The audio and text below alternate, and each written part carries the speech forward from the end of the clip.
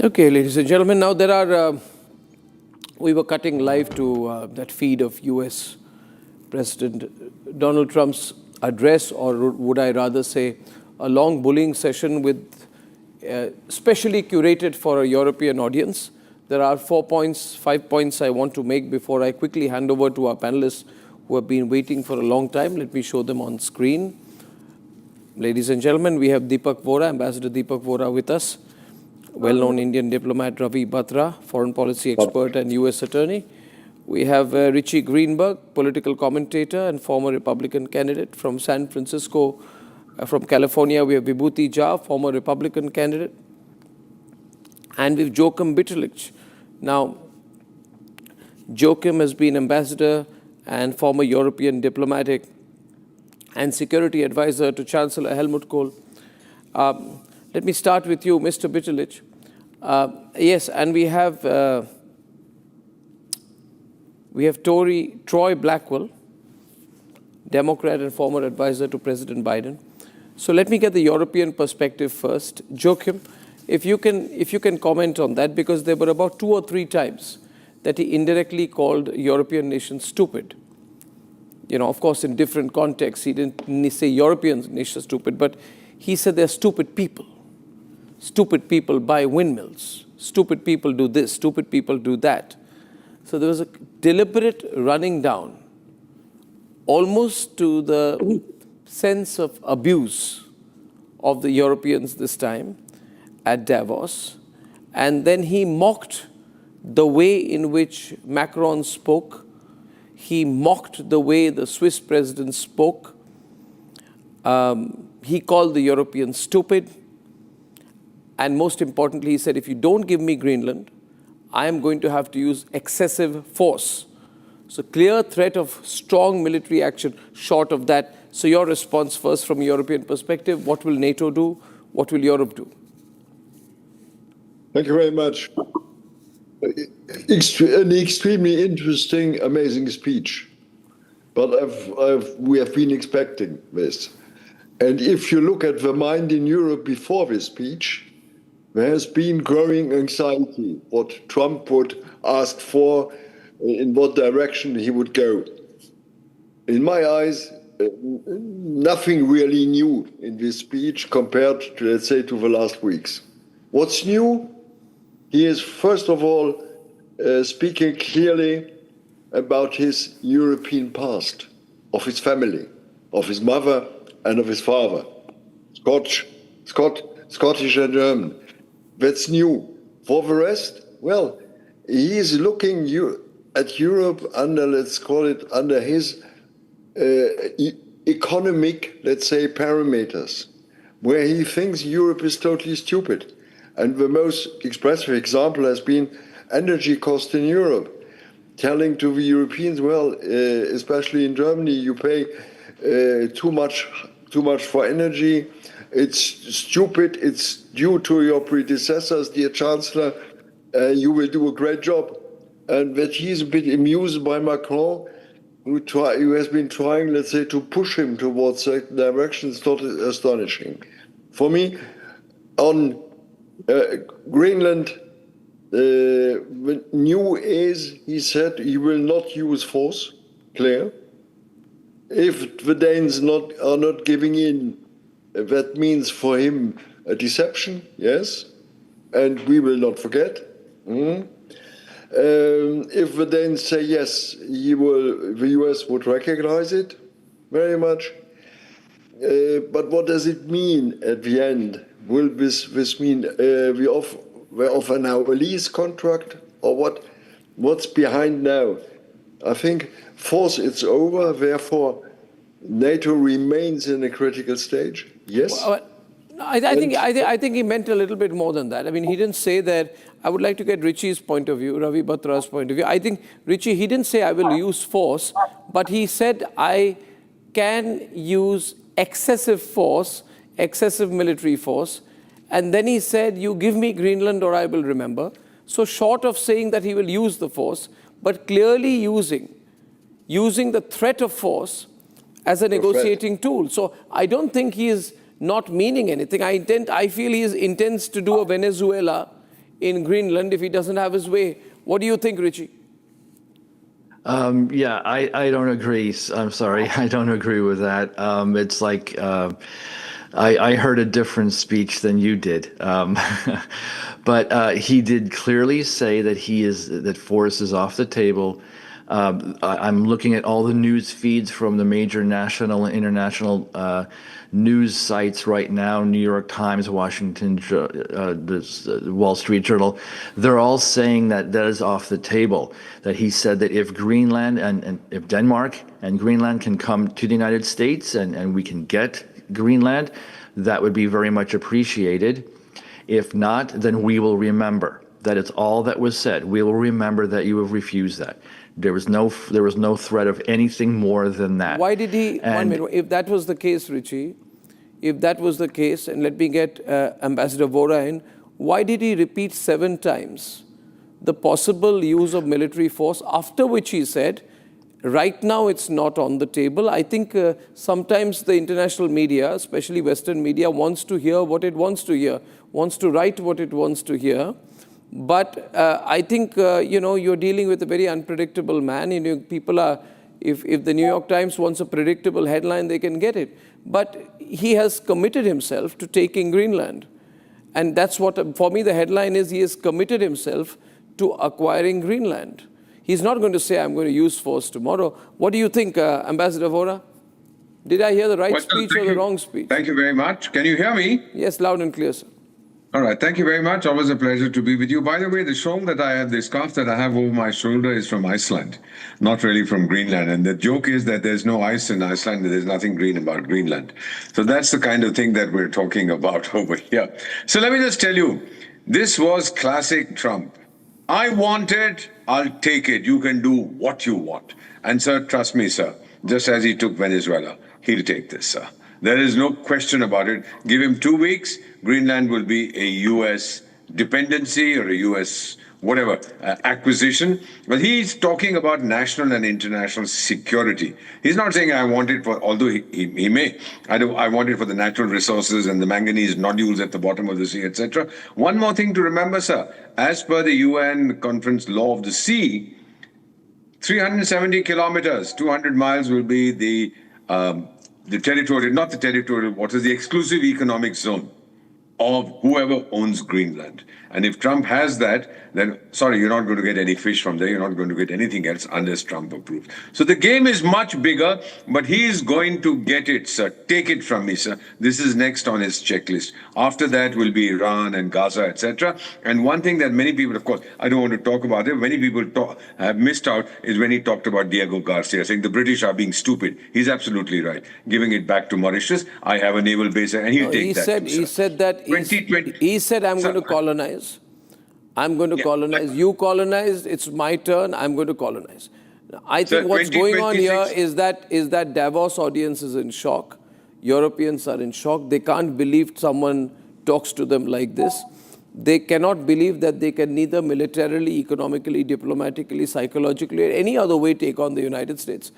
And America is saying, I'm taking Greenland. This is an announcement. I do not know where the New York Times interprets news, if that is the headline which Richie gives. I just heard America say they're going to take Greenland, and they're going to take it much faster than people think. It's the Europeans who don't want to believe it will ever happen till it happens. Ravi, what do you think, Ravi? Which speech did you hear? I think that President Trump this time at Davos was at his sweetest best. This was a love affair in broad daylight. When the fact that he's taken force off the table regarding Greenland is important, because it really never was on the table. After all, we're NATO allies.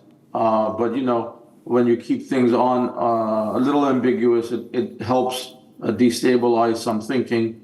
And the thinking of post-World War II structure is frankly in dire need of a restructure. And Donald Trump is restructuring the world global order. And it's predicated on one very simple idea, which is a reality. When America succeeds, the world succeeds. If the American economy does well, everyone's economy does well because they're export-based. And as a result, what he has done in Davos today is gotten closer, and I agree with several of your panelists in terms of Greenland. I think we're closer to getting it by consensus. Ravi, just a point here. Yeah. I don't know where this headline is coming from, that force is off the table. Now, force is on the table if anyone were to put up an opposition. You can't. No. You're 1 minute. Just 1 minute, Ravi. See, this is an American conjured headline. America is not going to use force because the reality is there is going to be no pushback from the Europeans. The Russians are liking every part of this. You know, the pinning of Europe's nose into the ground. And Europe is brown-nosing its way through this whole affair. I mean, there is not a single strong voice from Europe that can take on Trump today. So I want Vibhuti, this force is not on the table, okay. But can anyone say that the immediate acquisition of Greenland is not on the table? Can anyone say that? Vibhuti, what do you think? Thank you, Arnab. I think you said it correctly, and I agree with Ravi as well, that force is off the table, acquisition is not off the table. Correct. Takeover is not. What is important here to bear in mind, in my opinion, is also that I find it very interesting that today entire Europe is trying to protect the territorial integrity of Greenland, and it ought to be, no doubt about that. But the Europeans also must remember, and this is the important point for the rest of the world to talk about, that it was the European imperialism and colonialism that violently violated the territorial integrity of the rest of the world. And, you know, this is the sad part. Countries like India and every other country, the third world countries, the group G7 or the global south, must demand an apology from Europe for what Europe did. Every single flashpoint in the world today is a legacy or imprint of European imperialism. The other part which I wanted to say very importantly, Trump is doing an authority override. He's challenging the authority of United Nations. He said UN should be doing it, not doing it. He's challenging the unfortunate phrase that I use sometimes, the white-only, members-only war club of Europe, NATO. There is no other war club in the world except NATO. Why the hell are they so worried about Russia? Why don't you resolve your own territorial disputes and romance that you have from time to time of a territorial adjustment within yourselves? It's not India's problem. Prime Minister Modi was right. Mr. Jaishankar was right that Europe has to recognize that European problem is not a global problem. These are very important issues. The authority override, which Mr. Trump is doing, one may agree with him that he should or he should not do it. But we are in a country, as we all know, where Bill Clinton asked to define what is. Vibhuti, just going across to Troy, I have always heard that Europe is contemplating a response. They are thinking about what they should do. They are meeting. They are considering. I think there is no time left. Yes, force is off the table because Trump said to the Europeans, you are at your weakest and I'm at my strongest. And I'm going to run you over if you try to oppose me on Greenland. In fact, I don't know, Troy, I think he could do it within the next 1 month, and he is going to do it. What's your estimate? What are you reading of his intentions? I mean, I think it's still on the table. I don't think that force is completely off the table. And I know that there are different opinions on that. But I think that you can trust President Trump at his word as far as you can throw him. I think we've seen that clearly with the recent situations in Venezuela and other places. So I don't think that, obviously, acquisition is not off the table. I don't think that force is off the table. I think what President Trump has not made clear, at least to the American people, is necessarily what is this national security interest in Greenland? Because we already have a relationship with... Sorry? No, nothing. Please continue, We already have this relationship with NATO and Denmark. We already use Greenland for our military bases if we need to have soldiers there. I believe at a high point, we have at least about 15,000 military men already on the ground. So it's not very clear, like if we have a relationship and we're already able to use the land, what is necessary for us to have ownership? That is the question that President Trump has not answered. Ownership. Ownership, I think yes. it comes down to the commodification and the national security cluster. Tomorrow, if the United States were to send 100,000 soldiers in one of those ships down to take over Greenland, which I think will likely happen sooner than later, Joachim, what will Europe do? What will the other NATO countries do? Can they do anything at all? Well, the European problem, I think, is what I call disagreement on the reaction towards Trump. There are some, let's say, who are dreaming, coercive measures, not reflecting about the European dependence with regard to the whole digital But Joachim, world. that's exactly what the Europeans did along with Americans to other parts of the world. And now what you did to other parts of the world is happening to you. At the end, yes, if you want. Yes, no, not if I want, no. I see what Trump is saying. What Trump is saying, Richie, is that the Europeans have no moral authority to question me after doing what they have done around the world. Exactly. This is, there you are right.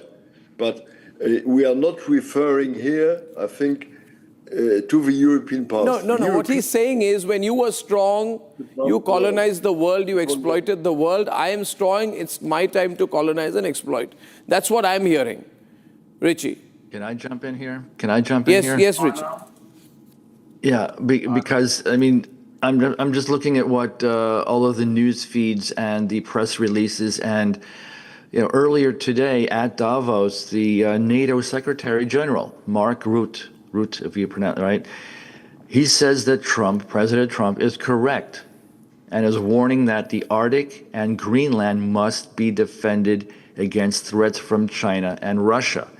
And so at Trump's speech in the last hour or so, he himself said that one of the big problems with the situation is the location of Greenland is actually in the Northern Hemisphere. It's part of North America, and yet it is essentially undefended. So he's given in. That's the point. I mean, if that were to be the case, because isn't he the same person who called Trump daddy? If that were to be the case, then probably, Ravi, Europe is already given in. Arnab, your predicate to your question about 100,000 American troops going to Greenland is akin to saying when a man gets pregnant, what will happen?